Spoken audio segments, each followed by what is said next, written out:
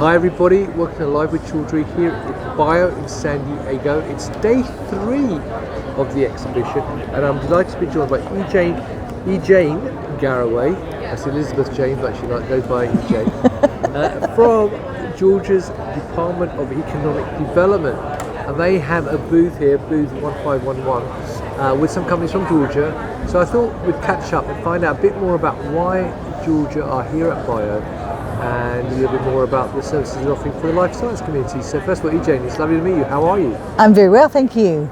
Well, it's lovely to see you. Now, first thing I'm going to ask you though is, how has Bio gone for you so far? This is day 3, as I said. This is day 3 and it's been excellent for us.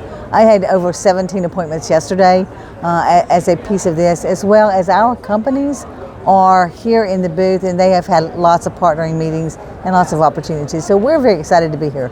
Fantastic. So let's talk about why you're here. I know before we started recording you said you've been to Bio quite a few Exactly. years. So I suppose, what is the rationale for you to be here and what are you looking to get out of coming? So that's a great question. We have been for many, many years, and the role that Georgia has taken in life sciences coming to Bio and other trade shows that we attend is for us to be able to build the ecosystem long term. So if a small company can't necessarily afford to be able to come by themselves, we will help them come and be a part of our pavilion so they can build their business. You know, life sciences, you have to be able to start, at the very bottom, develop your idea, test your idea, commercialize your idea, make sure it's funded, and be able to then sell it to the world. Well, we have a large system and a large ecosystem of innovation. So we have a lot of those companies with us, as well as a lot of larger companies that are just a part of our community in life sciences. So the state of Georgia is here to recruit new business and to help our existing businesses grow. Right, well, I've got a question for you, because obviously I'm aware of Georgia actually being a state being used a lot for film and movies and TV, because often you see that peach logo at the end of the credits.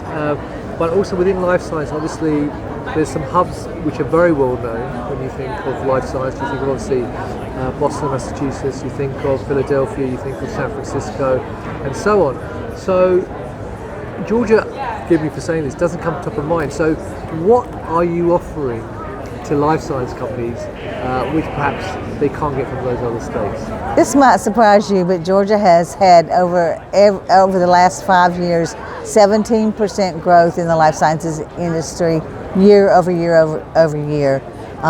So what are we offering? I mean, not only are we offering a good state to do business, low cost of doing business, but let's think what we've got in the state of Georgia to offer life science companies. We have Georgia Tech, we have Emory, we have the University of Georgia, which is a large agricultural and biopharma in animal science. We have Kennesaw State, which is a growing in health IT and such. We have Augusta Medical, which is another growing piece of that. Let's talk about innovation though, and the collaboration between public and private. Let me give you just one example real quick, and how we compare to a Boston or some of those others. We know they've been around a lot longer than us, but our community of collaboration, Emory University, which is a private university, and Georgia Tech have a medical device degree that they collaborate together. And for the last 5 years, it has been number 1 or number 2 as being the best in the U.S. So we're pretty excited about that. I could go on. Well, look, you've obviously said this a few times, that came on immediately, that switched on immediately. So one question I've got for you though is that obviously if you look at the whole industry from life science, pharma, biopharma, there's a lot of segments there, and there's certain hubs which are created in different parts of the States and Europe as well, right, for different parts of those industries. So I mean, is there any one particular area that Georgia is really focusing on in terms of developing a hub of expertise within the state? Let's talk about global health, and let's talk about what we have in the arena of global health. CDC, fortunately, is right in the heart of Atlanta, and they are very innovative. The CDC Foundation is very strong in our growth there.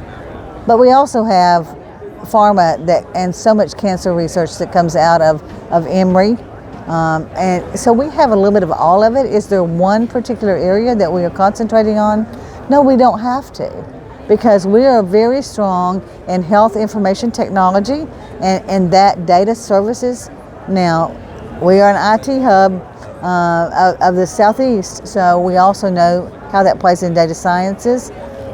And fintech, we're a huge hub. I mean, 73% of the credit card transactions that go through the U.S.